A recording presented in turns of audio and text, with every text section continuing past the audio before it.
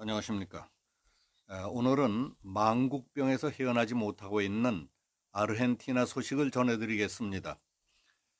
아르헨티나가 4년 만에 다시 좌파 포퓰리즘 정권을 선택했다는 소식을 펜앤마이크의 보도를 중심으로 요약해 봤습니다. 아르헨티나 대선에서 중도 좌파 포퓰리스트 대중영합주의자로 분류되는 알베르토 페르난데스 후보가 마우리시오 마크리 현 대통령을 물리치고 승리했습니다. 경제 위기에 처한 아르헨티나 국민들은 또다시 좌익 포퓰리즘을 선택한 겁니다. 아르헨티나 유권자들은 악화된 경제 사정과 재정 긴축 정책에 대한 반발로 마크리 정부에 등을 돌린 것으로 분석됩니다. 마크리 정부는 2018년 국제통화기금으로부터 560억 달러 규모의 초대형 구제금융을 받는 대가로 교육 등 정부 보조금을 삭감하고 세금을 인상하는 등 긴축재정을 폈습니다. 그러나 국민들의 거센 반발과 함께 지난 8월 대선 예비선거에서 득표율이 부진하자 IMF와의 약속을 저버리고 포퓰리즘으로 선회했던 겁니다. 포퓰리즘은 장기적인 국가 발전보다는 단기적으로 대중이 선호하는 선심성 대중 영합 정책을 남발해서 권력을 유지하는 것으로 망국병이라고 불리워집니다. 페르난데스의 승리로 아르헨티나는 4년 만에 다시 우파에서 좌파로 정권이 교체됐습니다. 페르난데스 후보의 승리는 아르헨티나가 페론주의로 회고하고 있다는 것을 보여준 겁니다. 지난 1940년대 후안 페론 대통령과 부인 에바 페론이 집권한 후에 아르헨티나에서 막강한 노동조합의 지지를 얻기 위해 반기업, 친노동 정책을 펼쳤습니다. 수출기업이나 자본가에게서 거둔 부를 노동자와 빈민에게 재분배해주고 서민층의 소득을 늘림으로써 내수시장의 규모를 확대하는 이른바 페론주의 정책을 시행했던 겁니다. 그때 페론 정부는 대표적인 수출품인 곡물을 독점 구매해서 직접 판매하고 그 수익을 서민 보조금과 복지 증진에 투입했습니다. 이와 같은 정책으로 페론 정부는 집권 초기에 아르헨티나 노동자들의 실질 임금을 해마다 20%씩 증가시켰습니다.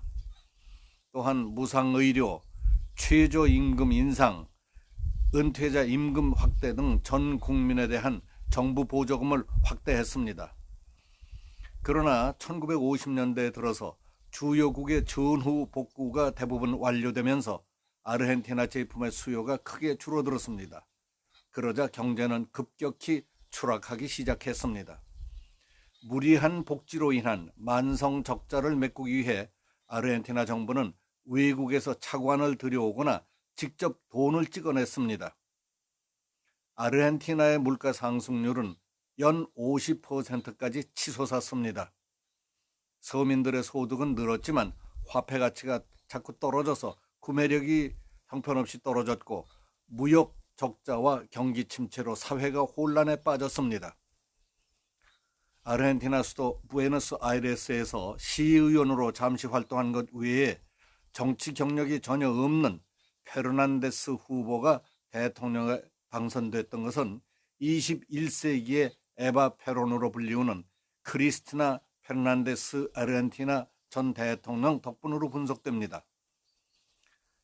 2007년부터 2015년까지 집권했던 크리스티나 페르난데스 전 대통령은 이번 대선에서 페르난데스 당선인의 부통령 러닝메이트로 출마했습니다. 그는 대통령 재임 시절 공무원 증원, 연금 확대와 같은 전형적인 포퓰리즘 정책을 시행해서 아르헨티나의 경제 위기를 초래했다는 비판을 받아왔습니다. 페르난데스 후보는 오는 12월 10일부터 다시 집권에 들어갑니다. 그는 소비와 고용주들과의 폭넓은 합의 체결로 임금을 상승시킴으로써 경제를 살리겠다고 약속해왔습니다. 블룸버그 통신은 페르난데스의 광범위한 약속은 그가 집권에 들어간 뒤에 조만간 즉각적인 어려움에 봉착할 것이라며 경제 규모가 줄어들고 인플레이션이 50% 이상이 되며 실업률이 10% 이상인데다 전 인구의 3분의 1이 극빈층임을 감안할 때 투자자들은 페르난데스 정부도 조만간 국가 채무 불이행, 디폴트 상태에 이르게 될 것으로 보고 있다고 전했습니다. 블룸버그 통신은 페르난데스는 연합 세력인 좌익 세력들의 사회적 지출을 늘리라는 요구와 지난해 560억 달러를 빌린 IMF의 요구를 동시에 만족시켜야 한다며 만일 페르난데스가 균형 예산을 위험에 빠뜨리는 정책을 시행한다면 현금을 지원하지 않을 수도 있다고 경고했습니다. 이달 IMF 관계자들은 페르난데스를 미국 워싱턴 DC에서 만나 아르헨티나 채권에 투자한 이들은 가파른 손실에 대비해야 할 것이라고 경고한 것으로 알려졌습니다.